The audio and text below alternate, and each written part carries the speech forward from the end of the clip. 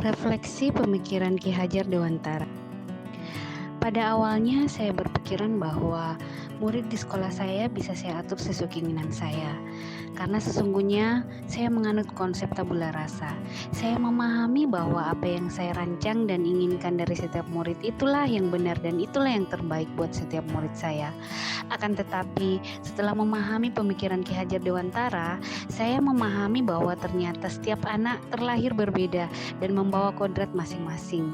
Dan saya mencoba menerapkan pendidikan dan pembelajaran yang berpusat pada murid. Pembelajaran yang berpusat pada murid adalah proses atau cara perbuatan menjadikan murid aktif belajar dengan mempertimbangkan karakteristik pada diri murid yang akan belajar. Karakteristik setiap murid digunakan sebagai dasar dalam merancang proses pembelajaran, pelaksanaan pembelajaran, dan penilaian pembelajaran. Menurut pemikiran Ki Hajar Dewantara, yang sesungguhnya adalah anak bukanlah tabur rasa. Masing-masing anak sudah mempunyai coretan yang buram sesuai kodratnya. Nah, kita dalam pendidikannya hanya pada bagian yakni bagaimana kita menebalkan hal-hal yang samar tersebut. Bermain adalah kegiatan yang bagi anak adalah sangat menyenangkan. Suatu kegiatan yang bersifat menyenangkan akan memunculkan rasa bebas, merdeka, dan juga memunculkan rasa ingin tahu. Memerdekakan dalam artian pendidikan di sini adalah saat belajar anak merdeka baik batin maupun lahirnya. Anak bebas menentukan sendiri sesuai dengan yang mereka senangi atas kegiatan yang ada dengan tetap mengacu pada tuntunan.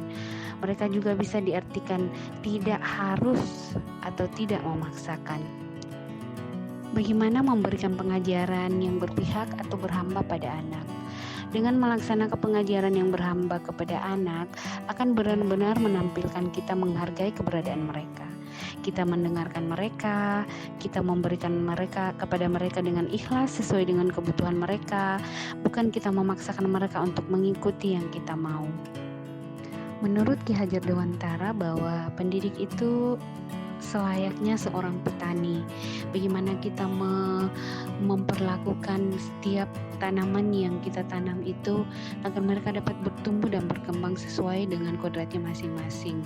Janganlah kita memberikan perlakuan terhadap jagung misalkan sama dengan memberikan perlakuan terhadap padi, karena karakteristik kedua tanaman tersebut itu berbeda. Lalu pendidikan budi pekerti sesuai dasar pemikiran Ki Hajar Dewantara itu bagaimana guru menuntun murid dalam menerapkan tingkah laku, akhlak, watak, peragai sehingga tercipta budi pekerti yang baik. Guru dan murid sama-sama berkolaborasi untuk mencapai kebahagiaan dan keselamatan yang setinggi-tingginya.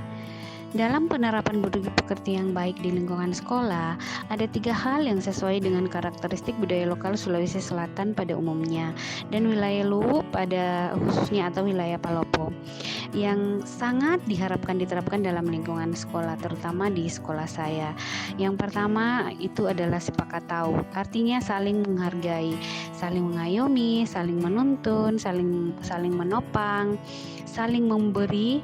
Nah, di dalam lingkungan sekolah dapat diimplementasikan melalui sikap saling menghargai antar guru dengan sesama stakeholder, antar murid dengan guru, dan antar murid dengan temannya.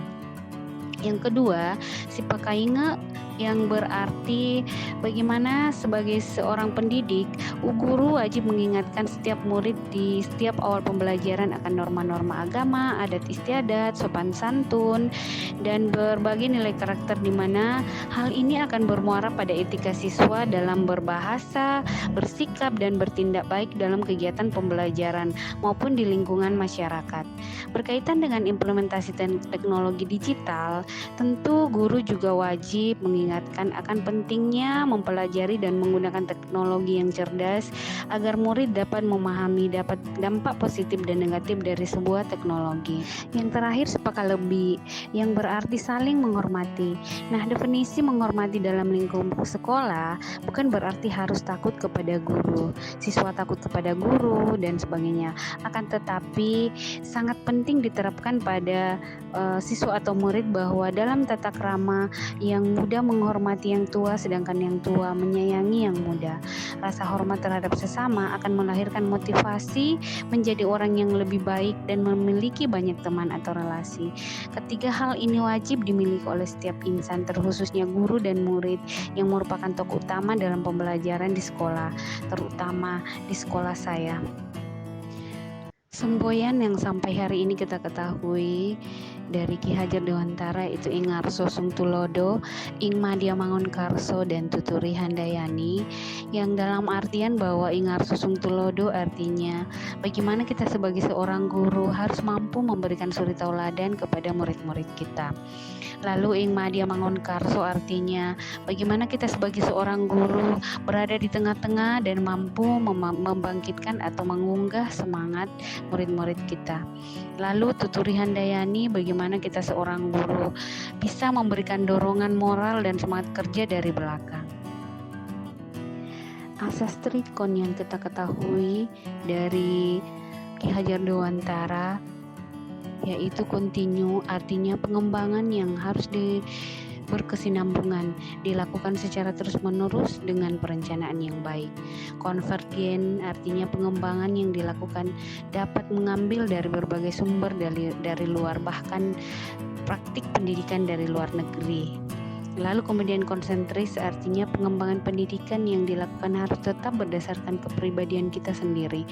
Tujuan utama pendidikan adalah menuntun tumbuh kembang anak secara maksimal sesuai dengan karakter kebudayaannya sendiri.